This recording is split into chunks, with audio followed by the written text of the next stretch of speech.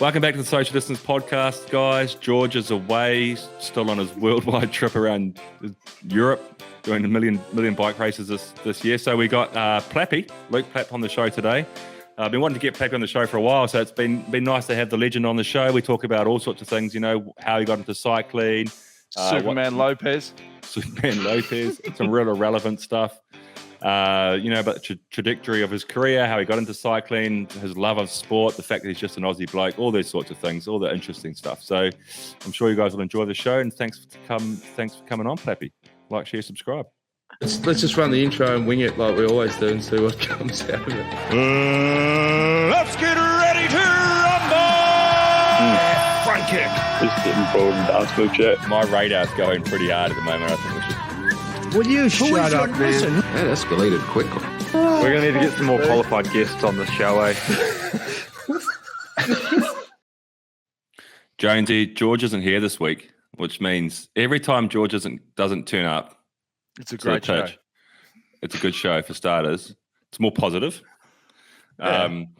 But also when George doesn't come, it means we get a guest on. It means that he gets one person closer to being fucking booted off the show and being replaced. So we've got a good candidate today. Oh, yeah. Gentlemen, how are we? Luke Plapp, dual Australian national road title winner, and your family are officially in legend status, aren't they, Bills, on this podcast, particularly your old man, for what he did at the Nationals this year, wearing the shit rider, great bloke shit rider t-shirt. Mate, what an effort. What an effort. No, he doesn't take that off, actually. We bought him two of them. He wanted to give one to his mate. And then he decided after about 3 days that he'd just take both of them because he wears it so often. We better keep it on rotation for him then. We'll get one sent to him like every 6 months or something. Yeah. Sure. How are you traveling, Plappy? How's last episode we said how shit Feb was for a cyclist because particularly if you've come from Australia and you transition back to Europe, it's freezing. Not much happens in Feb. You're happy that it's transformed into Mad March now? Yeah, well, I've had a lot quieter start to February, March than George has. He seems to be here, there and everywhere. Since UAE, I've just been in Girona chilling and training. So I can't complain at all. But yeah, sounds like old George has been to 50 race days by now, I think. What singlet have you got on there, Plappy? The Blue Baggers. Blues, mate. Oh. The Baggers. Which, what are we? Couple days away from the start of the round one. Yeah. Jonesy, how do you feel about that singlet showing up on the show? Mate, I'm all for Carlton because I love teams that haven't had success for a while because they're no threat. Hawks have been That's a backhanded compliment, eh? Well, Hawks have been spoiled with success.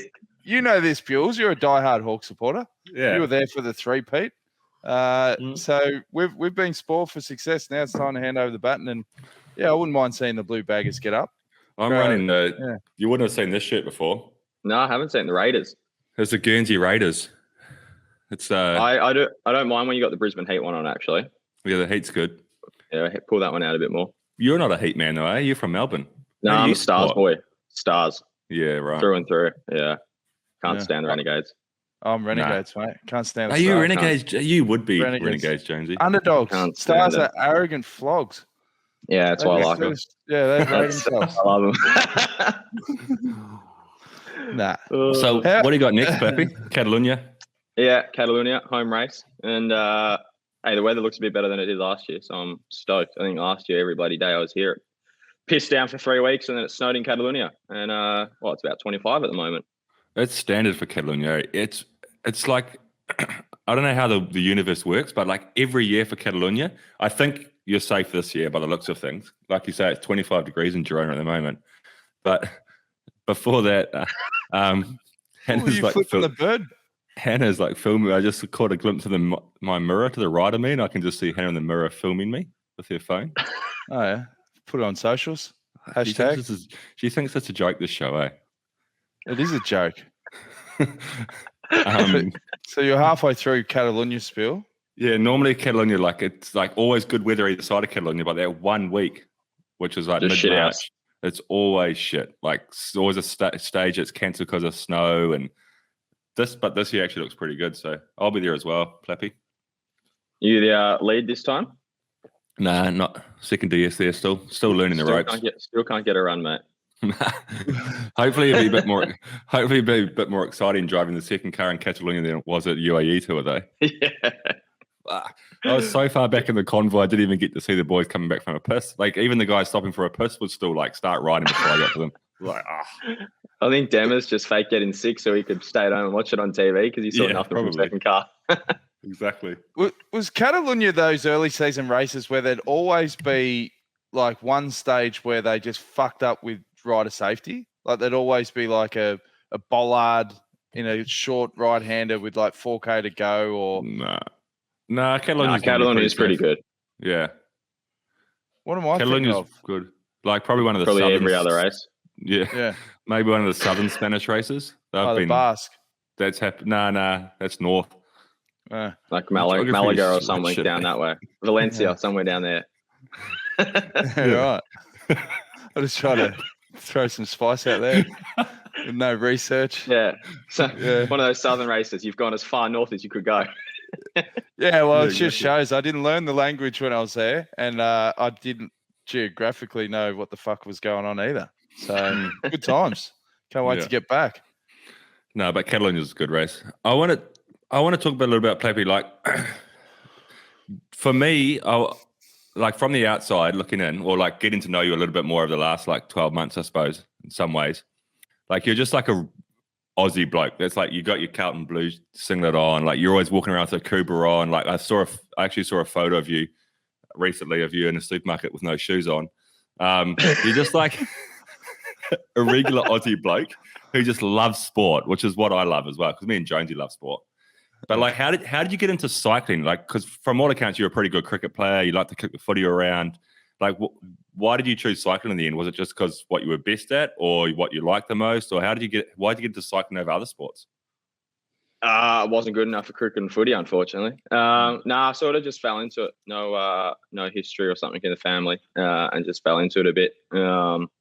Olympics was always the dream as well, and it was an Olympic sport, whether your cricket and footy wasn't. But I was at the school I went to, and the mates I had, they were all pretty bloody decent at footy and cricket. Like a lot of them are playing AFL and cricket for Victoria now and that. So I quickly found out that I was nowhere up to their level. So I had to try to find something else I was half decent at. But no, I love it. I'll be up at 4 a.m. or 5 a.m., whatever time Carlton play each week, and loving it. I think that's about. There's not much to it. But also, Plappy, I reckon you're like a pioneer for the data generation in terms of like young riders that get signed up to a contract. I remember the buzz at the time was everyone knew you were a good rider, but they said that your data was off the fucking charts. How did you find coming into the World Tour? Because old school days, like you think, Bills, back when you started, it was a system of, hey, earn your keep, couple of years in the development team, then you build up, bang, you're straight in on let's be honest, a good wicket for young people. How do you deal with all that side of things and the pressure that goes with it? I think race 1 last year was Catalonia. I think I was first over the climb, and then I think I was in 4th group up the bottom of the descent. I was piss and rain and got absolutely shelled. So I quickly found out that numbers don't get you very far. I think just coming from the track and the time trialing background, you've trained to your power, but I quickly found out that sort of doesn't get you very far in the pro peloton at all. Hey, I think it's changed because I think the number one reason why there's been that shift of looking at data is because it's actually available now. Like it wasn't really available 15 years ago to the same level as it is available now. So like the only way you could professional teams could recruit riders was basically by like watching them race through the under 23s in Belgium or France or whatever it was. If you're a Kiwi, you had to go and live in Belgium or live in France, race through the whole under 23 category, race the Worlds, do well at the Worlds, and you last year under 23, and then you might get recruited, because that was the only metric of seeing if that bike rider was good or not. But now, you had like 4 years in Europe to do Belgium, Worlds, and then at the end of that 4 years, you either go pro or you don't. Exactly. And then if you didn't go pro, then essentially, like it was like in the NBA draft, you like put your name into the NBA draft. If you don't get selected, you're never going to play in the NBA. Like it was kind of your only chance. But now because of the data systems available, the power and everything else that exists, you can actually select riders based off numbers, because that's the thing that doesn't lie. Like that's the thing that says like this guy physically is fucking good. And then like the rest of the puzzle is what's he like in the bunch? How does he descend? What's he like in the cold? All those little bits and pieces that are everything I'm hopeless at. Oh, I don't think so. I think like those are the unknowns, but like you can now sign a rider when he's 19 years old or 20 years old and have time to develop and nurture those things, even in a professional environment where you couldn't do that years ago. So I think that's why there's been a bit of a shift. And I think versa though as well though, hey, with like Vinky just going to UAE. Like he's got a massive engine and he's he's 35, I'm not sure how old he is. But you can see he's got the numbers good enough, Yeah. Almost vice versa. Yeah, exactly. So I think there's just a different there's more education around numbers, and there's more at the end of the day, in conclusion, the numbers don't lie. Like people like looked at Plappy, they looked at your numbers after what you did at Wollonga Hill that year when it was not 2 and I don't think it was 2 and under, was it? It was like the COVID year or whatever. The local one. The Nationals time trial there when you spanked Durbo, like all those things, like you can look at the numbers and go, this guy physically is a fucking freak. So like, I would also take the gamble on someone's numbers like because, and also for you, like it's not hard for you to work out the rest of the puzzle because you're a level-headed guy, you're an intelligent guy, you're an inquisitive guy, you want to ask questions, you want to learn from people. So for you, it was never going to be a risk that you were going to get all the other stuff in the puzzle right, which you have already so quickly. But does it shit you? Does it shit you though when people like me box you up as you got a contract because of your fucking numbers? Yeah, but at the end of the day, it's true. Be honest, mate. No, but it's fucking true. Call it. Just say, mate, I'm actually a good bike rider. It's as true as anything. No, it's as true as anything. Yeah, but like it's a full package. Because the thing is, like, if I was a DS, I'd have a world top tier team, just even with bugger all budget, because I get the sport probably even better than Buell's. But I haven't put my hat out in the ring to get an opportunity. And I reckon that the value is you've got to find that balance between numbers and culture. Like undervalued riders that are just toppies, but work hard, they don't take the piss. They're worth their weight in gold as well. I'd have a balance of like hitters, but my whole squad would be just so out of 30. Out of 30, we're going 28 toppies and 3 leaders. 27 toppies and 3 leaders. Yeah. You need your leaders, but 27 toppies and 3. Yeah, 100%. Mate, that's the ratio. I'll come tomorrow. I'm all about it. It's no-brainer. Have you heard of the snowflake test, Jonesy? No. You should develop a snowflake test for cycling teams. So a snowflake test is like what people in business use to like find out if you're a snowflake, basically, or whether you're like hard enough ass to be like a business leader. So like one of the most famous questions in the snowflake test is it's like if somebody comes up and spits on your mum's face, what do you do? And there's like 4 answers or whatever. And like and the most commonly answered one is like pull the guy aside, have a chat to him, try and evaluate the situation and see if he's having a bad day, maybe life's not going in his favor or whatever, And then the guy who developed that question goes, what the fuck's that got to do with him spitting on your mum's face? Like he would deem you as a snowflake for answering it that way. He wants you to answer like, you fucking punched the guy in the head, You spit on your mum's face. He gives a shit about the situation. You spit on your mum's face. That's right. So that's what you need to do for cycling teams, develop a cycling snowflake test so we can find out who's going to be a good person or not. When teams were like swooning around your amazing data, Plappy, do they ask questions like grill you? Because in American sports, they reckon that because they're massive commodities, particularly at colleges, they spend more time interviewing the parents. Commodities. Oh, yeah. Yeah. They spend more time interviewing the parents than the player. And they reckon if the parents are talking their like child down, going, look, he's got a lot to learn or whatever, sweet. But if the parents are like, he's going to be number 1 pick and like talking him up, hang on, we can't mold him. Like, do the cycling teams do the same thing?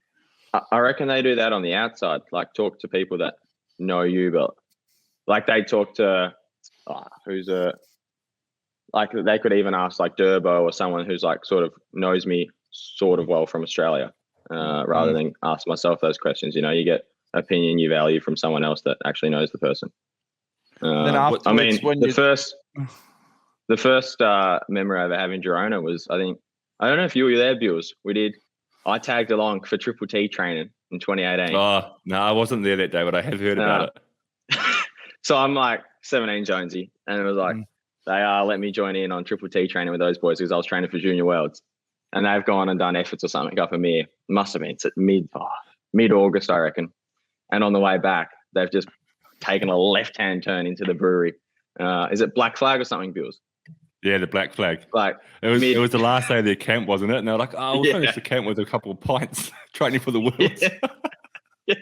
Like mid-season training for Worlds, and they just pull into the brewery. That's awesome. Yeah. See, that gives my toppy tick. They go, Plappy, trust me, like this isn't a normal thing. Like we don't normally like have beers or anything. Like I'm 17, they're trying to tell me what I want me to hear. Then you get here and realize it's just an everyday occurrence. Yeah, you just it doesn't happen all the time, Plappy. Just an everyday occurrence. No, that was one of the better memories. But then when you do sign the contract, then did you find out afterwards, blokes, that they asked if you were a good bloke or not? Like, did Durbo come out and go, yeah, no, they inquired, mate, and I basically got you the contract because I vouched for you? No, I think Richie claims it all, to be fair. Yeah. Oh, there you go. But it is true. And like when you're signing, like in Plappy's situation, even like I didn't know Plappy at that point. I think I met him once or twice in the Rambler when he was a junior. But like because you were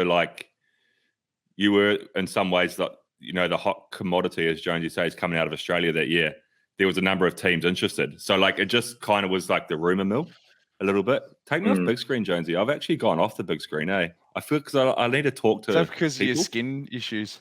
Yeah, because of my skin condition. Breakout. Yeah. So I need to talk to people. I need to see face to face. I can do the old school. Like, remember this frame that we used to do back in the day? Oh, yeah. Yeah. That is old school. I prefer the other one for sure. Yeah, same. Yeah. Okay. Still too close, eh? There we go. Slip back like this. Yeah, so keep talking. No, but like, you know, so Plappy there was a number of teams interested in Plappy. So the conversation just kind of happened naturally, I reckon, around like, is he a good bloke? What's Plappy like? You know, even like in our team, we were like, oh, fuck, is the team signing Plappy? You know, like in Greenwich, like, we're like, oh, is he coming? And then like, you know, somebody would know something. And then there was like, it was just always a conversation about it. Like, so there was never ever a risk of like, whichever team that you signed with signing you without any knowledge about what you were like as a person, because you were a hot topic at that point, you know? Yeah. No, I think that's frozen, Jonesy. Even no, I'm just listening. No, even now, like, I think from like the young British boys, you don't even know if they're coming to our team, but everyone's talking about them. That's sort of what you say. And be the same for like the Green Edge guys talking about young Aussies. Like you sort of just start wording them up and think they're coming, but don't know if they are. And then, it circulates to other teams. But it is quite a unique sport like that. I wonder if it's a unique sport, actually. I've never been involved in any other professional sport. But like the snowflake test or the dickhead test or the is he a good bloke test does just happen pretty naturally in cycling.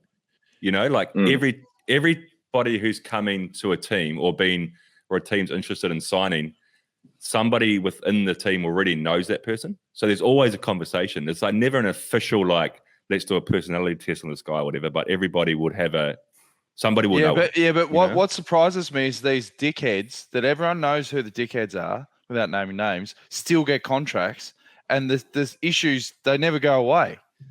Like when they go to a new squad and you go, oh, how's that going to go? That goes back to numbers, I reckon. Goes back to numbers. The numbers can cover the wanker. Numbers don't lie. Yeah. But if you don't have those numbers, it's short-lived. Yeah. The numbers can get you a fair way. This is not related, but is Superman Lopez still riding? What's he doing? No, he won Argentina, didn't he? The mountain stage there. He did, but he's riding for like Colombia national team or something, eh? Yeah, something. He is riding. He's already won a race this year. Yeah, right. Yeah, he is riding. And Quintana. Totally not related. Yeah. No, it's good to have Plappy on and talk about them. Yeah. Yeah, that's right. Hey, what do you know about Superman Lopez, Plappy? Yeah.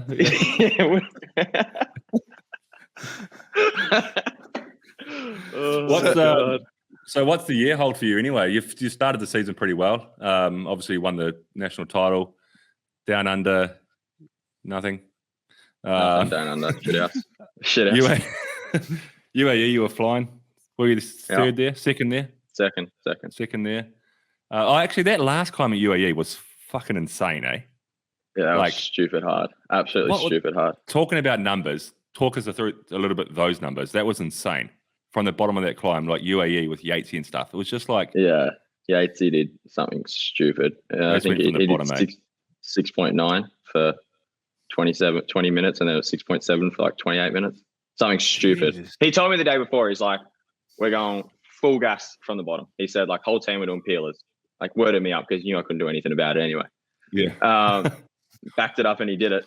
I did 4:45 for 20 and put a minute into me. I was looking down like, fuck. Yeah, it was stupid what those boys were doing, especially in that heat. Like, it was the hottest day of the week as well. Yeah, it was hot that day. It was like 35 or something, wasn't it? Yeah, it's pretty stupid what they did numbers wise. And like, I think then they put up something on Twitter. It was like 16 seconds quicker than they've ever gone, but we had like a 20k an hour headwind. Yeah. Like, yeah, because Yatesy broke Pogacar's record up there, right? Yeah, he was on one the last day. Safe there too, to be fair. He's probably got a nice watch with him now, and another couple of years after that, he saved their existence. It's a good place to win if you're in that team, eh? Oh, shit, yeah. Very good. I'm sure that's bigger than the Tour de France. Shook a few hands with the Sheiks, yeah. Probably got looked after very well. What was the accommodation like? Unreal. It's the best. It's so good. Yeah. Yeah. It's the same as it always is, but it's not the same one that we stayed in when it was Abu Dhabi tour. It's across the road from there. The Abu Dhabi tour, there was a chocolate on the pillow, and I was like, oh, yeah, complimentary. I'll have a go. It'll be some deluxe shit. But it wasn't complimentary. It was like €25 or something. Remember, Bill's that little square? Yeah. I'm like, you're taking the piss. Like, $25. Do you know the difference between Dubai and Abu Dhabi? No. Dubai don't know the Flintstones, but Abu Dhabi do. Jeez. Some of your finest there, Sam. So what is the he's looking for Hannah for fucking appreciation. She's not even there. She's there. Yeah. Fuck. I'm out. See ya. What do I got? I got Catalonia. Then I got another little holiday. 4 weeks to Romandy. Then I got another little holiday until I think I go to Norway, Hungary, Germany sort of stuff. That pro 1 week races, and then just train for Worlds at the moment. Hopefully. Yeah, so nice. quite because Worlds are season. Early this year, aren't they? Yeah, Worlds on August. Week after the tour. That? Yeah, because they're doing it. Surely you know this, Jones. They're doing it all in, like mountain bike, road, cross, track, everything, freestyle, BMX. It's all at the same time, same week. Okay, but it's only once every 4 years that they do it like this. Yeah, right. It's like I think it's pretty cool. Yeah, it is cool. Yeah, I reckon it'll work well. Yeah. Why don't they just do that every year? I think because the country needs to have the mountain bike park, the BMX park, the track. You know what I mean? Not every place has got that. We could do it at Road to Vegas, Bills.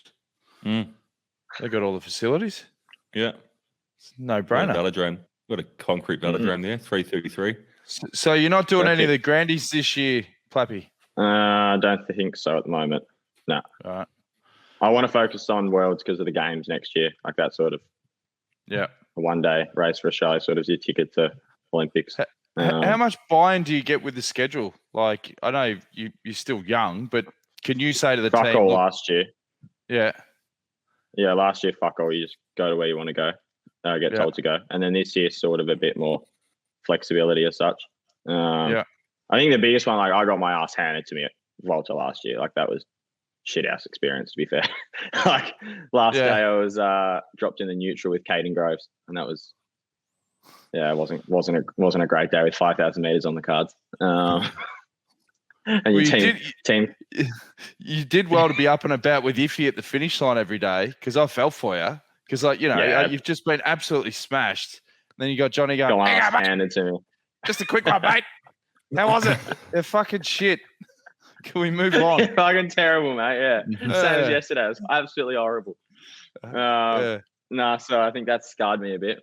I'll wait till I'm ready to go to another grandy, I think. But no, yeah, pretty relaxed year. I think it's only like 50 days or something, which is quite nice with a few opportunities. So we love that.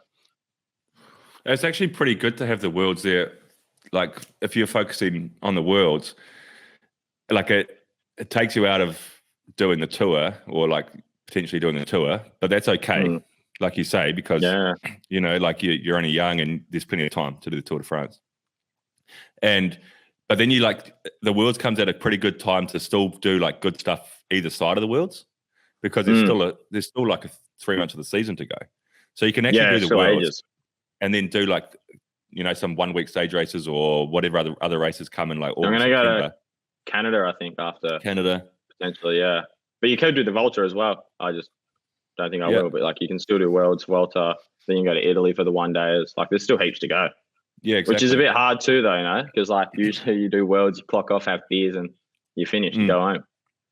So but you just extend it out for like you can still end the season a little bit earlier, but you just need to extend it out for a few weeks after the Worlds. Which is all right because you got form, no? So you're happy to exactly. And the beers are better when everyone else is having the beers. Oh, you know, exactly. You don't feel like an alcoholic then. You feel like, no, this is social. Yeah, exactly. Like you finish the World, you're like, oh yeah, I want to have a week on the beers, and then you like realize you just sit at the Irish pub by yourself, just like, and you're like, this is fucking shit. I should have waited till October. You might as well carry on and win some races.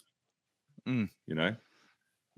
So the other big one was after the Tour de France last year. I remember Steve Cummings saying, well, Jumbo have set a new benchmark, new bar. And I was thinking, well, fuck, what is he talking about? Equipment, you know, training. Apparently it's all diet and food. Is that right, Bills? Bills? Sorry, I was on mute. Yeah. Is it diet and food, the marginal gains that all the teams are trying to catch up with at the moment after last year's tour? I think it's a big part of it, yeah. I think, I don't know. It's hard. Only the people who are on those really successful teams know what's happening. And that's why Plappy's on here. So hopefully he'll tell us. So I shouldn't have asked you. I should have asked Plappy. What tweaks can you make to be a success? But I think nutrition is a big part of it. I think like going back to what we were saying at the start of the show that like the numbers, you know, the data is more available now than what it used to be. So it's a tool that could be used, you know, more specifically and with more education. And the same with nutrition, I reckon. Like nutrition is a really, really hard to believe, but it's a really new field in professional sport in general, I reckon. Like it's gone away from like just like, oh yeah, eat rice. I mean, that's still a big part of it, but there's a lot more science and a lot more data and a lot more numbers and a lot more educated people to make decisions about how you eat this, whatever. So I reckon, in my opinion, from the outside of looking at Jumbo, I reckon what they do, they're doing something with their nutrition really well that is making a big difference. Because I feel like the physical part of preparation in cycling is fucking simple. Ride your bike, go hard every now and again, go easy every now and again, go long every now and again, go short every now and again. Like it's sort of simple, but there's something else that's got to make that all click. Well, you're over it. Yeah. You actually can't train much more than the other bloke. Like you like just overtrain and put yourself in a hole. I'm with viewers, but from what I know, it's like, fuck, I wouldn't be a pro if I had to do what they do. From what I understand, like you get given a plate of food basically, and that's what you eat. You know what I mean? Like it's proper monk stuff. There's no flexibility, I don't think. Like you record absolutely everything, and then like on races, you get given a plate, and just says that's you. That's it. I think I might be wrong, but I think even DSM are a bit similar to that. We're about speculation here anyway, but I think that's what they do.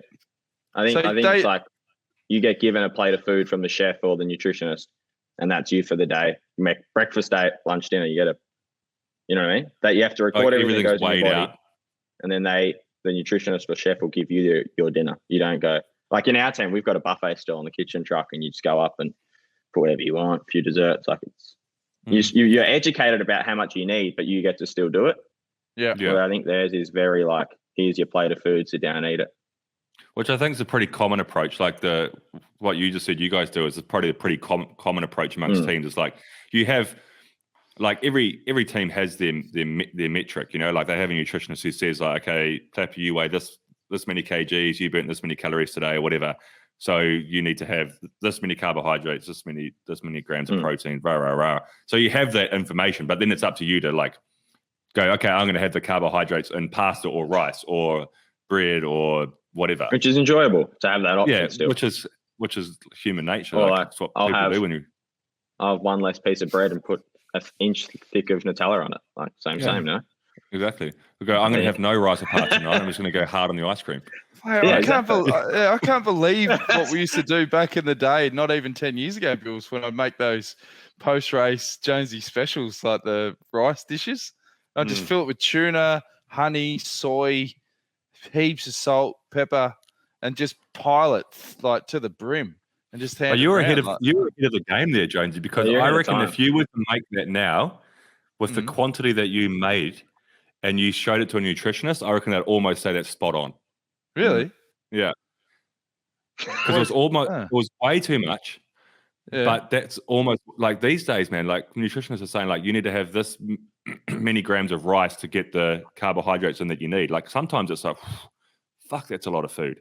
People struggle to get it in. That's what you did. You were ahead of the game with that. Then you had like your tuna. Yeah, you like a bit of protein in there. Then you had your honey on there. The honey, I don't know, just probably morale. Morale. It was morale. It's a morale squirt. And then there was salt and pepper. And then I think there was always like a bit of like soy sauce or something. Soy, just a splash. Yeah, like a splash of soy, just to really ramp up the salts. That's it. Blokes in the end were like lips are folding over. You wake up and had a hangover. Yeah, and then but the thing is like it's a shame because in that team, they're getting results, but fuck, you must miss like if you're in that team, like a Nicky Strobel type, that like you could see the result if you get a good chef on a shit day that goes, you know what, fellas, tonight I'm bringing out the moose. I'm bringing out something that just gives the group a lift. Lifts it up. Yeah. There's almost like, winning the tour would be good. I personally would prefer 21 days of desserts. It's, fuck it. I'd rather just get a good salary, 21 days of desserts, and you can stick your yellow jersey up your ass if you want to give me just plain food. Yeah.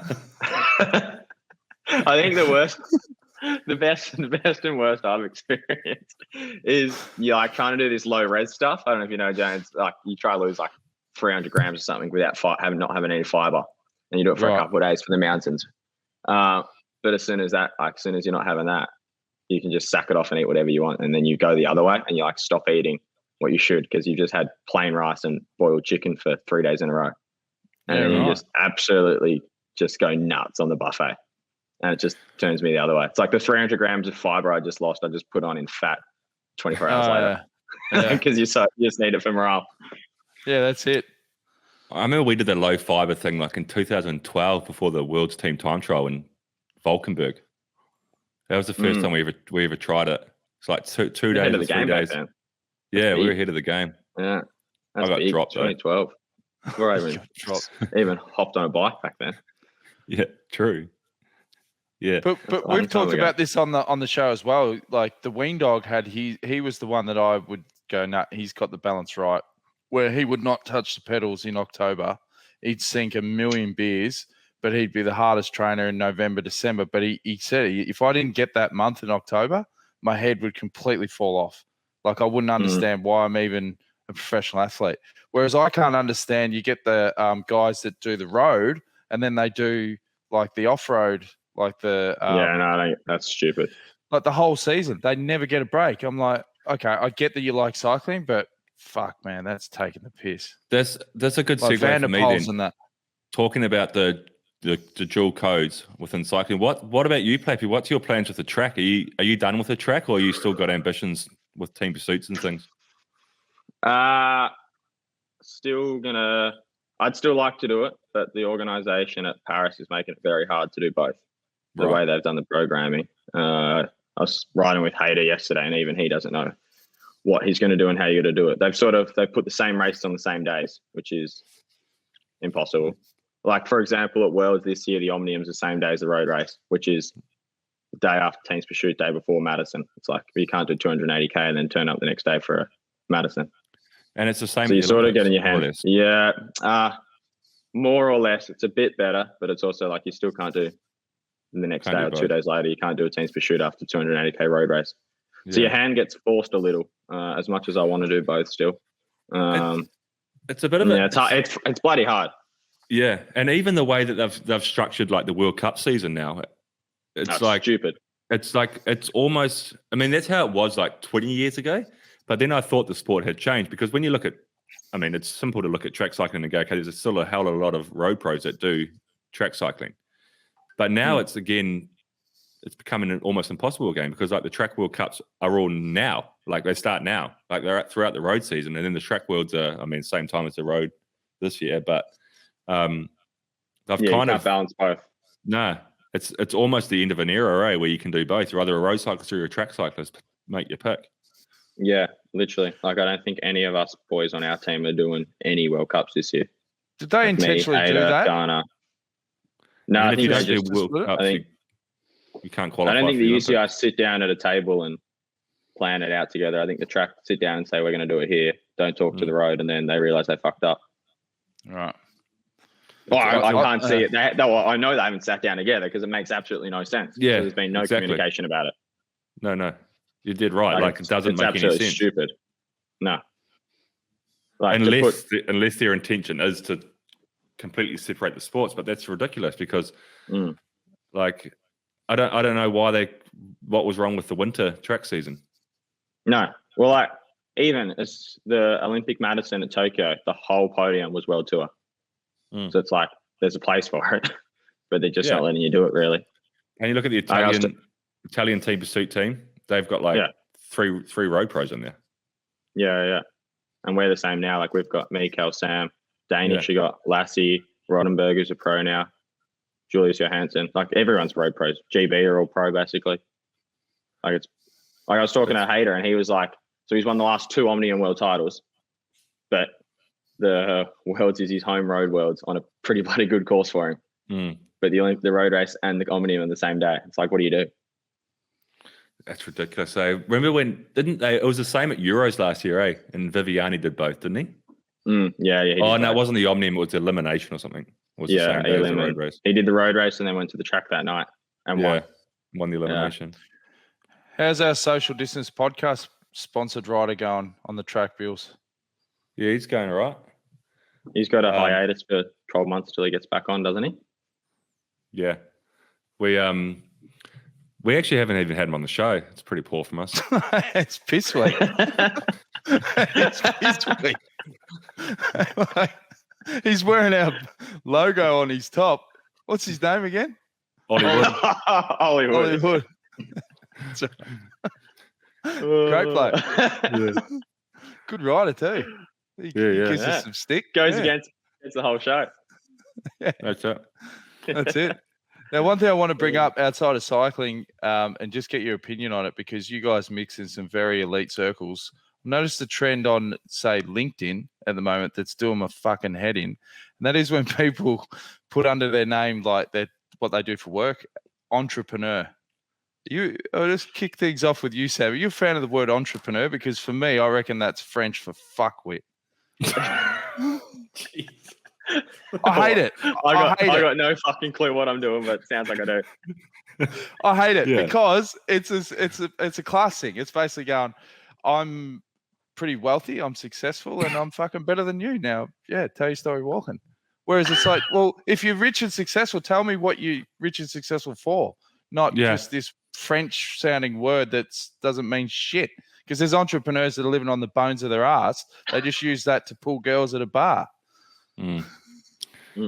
Yeah, I feel like if you're a successful entrepreneur, you'd be like, it would say like CEO of Tesla. That's an entrepreneur who's had success. Or this guy here, he was a successful entrepreneur. Oh, yeah. Have you heard about this guy, Plappy? No. Is this the geezer that stole your Twitter account? Yeah, Tika Tawari. He stole my Twitter account. I reckon I heard this last year or something. Yeah, he's an entrepreneur. Now, rate that What's guy. his goal? He's gathered 10K followers or something. Yeah. He got people into Bitcoin just before the big dip, just ne- before the ass fell out of it. Yeah. I take no responsibility to anyone who lost thousands of dollars in Bitcoin. It was not me. It was Tika Tawari. But I've never recovered from that. My Twitter's just never bounced back. Like the Sam_Bewley1 is just not the same as the clean Sam Doesn't Bewley get the same. handle. You know? Yeah, because not many people are jumping back into Twitter. Like Nah. a lot of your original followers are too cool for Twitter. Like they're off. Yeah. And the amount of times George had bagged Twitter on this show, like he'd say the lowest denominator in the world are on Twitter, and then he's Scums using of the Twitter. earth. Yeah, using Yeah. Twitter to find his bike and stuff. He's just Yeah. he's full of shit. Yeah. Yeah. He is. He in fact George would put probably entrepreneur cyclist. You reckon? On his LinkedIn profile? Yeah, he would. He wouldn't know how to use LinkedIn. No, I can't say I've got an account on LinkedIn. No, I've got one, but I never go on That's it. before my time. Yeah. It's for like employees looking at who they want to take, no? Yeah. Yeah. You don't Cool need it, business Plappy. You networking. just all you need is pro cycling stats. That's enough. Yeah, that's good enough. You just put out, if you do update your LinkedIn profile, just go like solid cycling numbers guy. Mm. Yeah. Solid cycling data guy. That's it. Also, and solid results. Solid results based Right, on as well. data. It's Yeah. all about the data. Mm. Hey, Bills, another thing is update on the change of the name. What's the general consensus? Change Yeah, of I the saw name? that. Yeah. What do you reckon, Plappy? Should we change it? Should we leave it? I reckon you got to stick at it, mate. Don't fix what ain't broke. Mm. I reckon you'd lose people. It's Really? a very Well, give me some names. What are you thinking? Before I give me some ideas.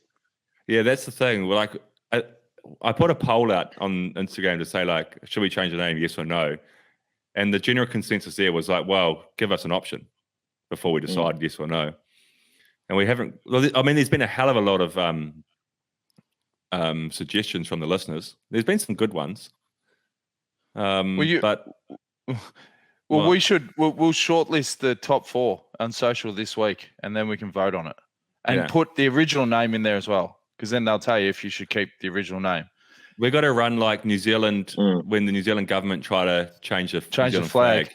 We've got to Yeah. run that sort of model where Yeah. you basically come up, you put out like 10 names, then everybody chooses their best, what they prefer. And then we disregard that and choose what we want. And then we put it up against the current name, and then we get everyone to vote again, and then we disregard that, and then we choose what we want. That's how it worked with the New Zealand government, with the New Zealand flag. So we'll run a similar sort of model. Well, the other funny thing about socials is we talked about on last show how people, because we just talk like we normally do, and it's like eavesdropping in the three of us at like a bar, we'd probably be talking the same shit. But then the viewers think that they know you for years, so they'll just walk up to you, Bills, in the street and give you shit. Well, you're getting people messaging you now, and a shout out to old mate going, "Hey, I'm in Girona. I'm out in the piss. Where should I go at like midnight?" Yeah. I love that, though. Yeah, so if anyone's in Girona and you want tips, or you want Bills to help with the shopping, or like he's there to serve, like whatever you need, advice, just general life advice, just DM Sam Bewley. In fact, give him a follow on Twitter. And let's get those numbers back up. It's been great having Plappy on the show and being completely unprepared like we always are, and then not even really getting the most out of having Plappy on the show. I feel like we could have had some good conversation with him, but I hope you've enjoyed it. No, it's been good, mate. Yeah. My one thing I will say to you, Plappy, is you're a very endearing bloke. You're a very likable bloke, and you're a bloody good bike rider. So my advice to you, whether it's right or wrong, would be don't ever change that, mate. Just fucking keep living the life you live. You're a fucking legend. You're a bloody good bike rider. And if you stay level like you are, you'll go a long way. So thank you very much for coming on the show, and look forward to seeing how you do. And I'll be at Catalunya. Hopefully I'll see you. I'll try and get up to the first car. Say good day. Yeah, I was going to say, I don't want to come back and see you. So No, don't come back to my car. And my advice, Plappy, is no matter what time of the season it is, never feel guilty if you have to swing off and have a couple of pints on the way home. It's all about your mental health. Never Mental will. health, It's all mate. about morale.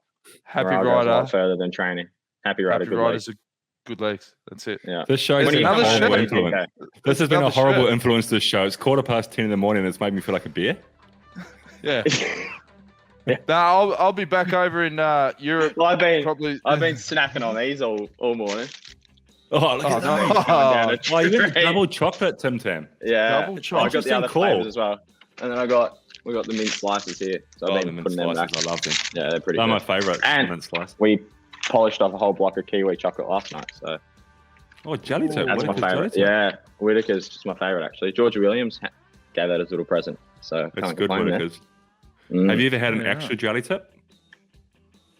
It's an ice cream. Okay, I was It's a just New checking Zealand ice cream. where. No, I haven't. Tip top Oh, chocolate. I was glad you. Tip-top I was jelly glad tip. you said it was ice cream. Yeah. Yeah. Could have got the potty shut down. On that note, Good stuff. Yeah, I Good don't know luck. when I'll be back, Plappy. Probably Nah. end of next year when Buell's ties are not. See how we go. But Lovely. yeah, if I do, I'll bring over We a care like- package. Yeah, good man. We lost sponsors on this show, or I don't oh, know. we got some sponsors. Yeah, Manscaped. Manscaped, do they flip you, or they still No. sticking about? They're still here. So if you want to get some Manscaped products, Plappy, go to manscaped.com and use the code SDP20 and you'll get 20% off free shipping worldwide. Lovely. Yeah. You have the best looking smelling Jats crackers in the pro peloton outside of George We love Bennett. that. We love that. We also owe you a hat and a t-shirt as well. I've got them here in G-Town, so I'll give you a hat and Yeah, a good t-shirt. man. You don't have to wear the t-shirt. I'd understand why you wouldn't want to wear it, but I'll give it to you anyway, just out of respect. Yeah, I'll put the hat on. We'll wear that. Yeah, good man. See it Karunta later. You want a merch hat or do you want a Social Distance Podcast logo No, hat? Merch hat. Keep it in mind that the Social Distance Podcast logo hat could be worth a lot of Maybe, money in the future if we change Oh, yeah. names. That's Could right. be. I Could can be. just see in 10 years' time some guy walking into that porn star shop in Las Vegas. Retro Like- as fuck. Yeah. Yeah. What can And they'd I be like- pawn this off for? Here we go, what do we got here? And then we go, I got a buddy of mine, specializes in podcast memorabilia. Then he'll come in and go, yep, this is fucking rare as hen's teeth. 10 grand. Chumley.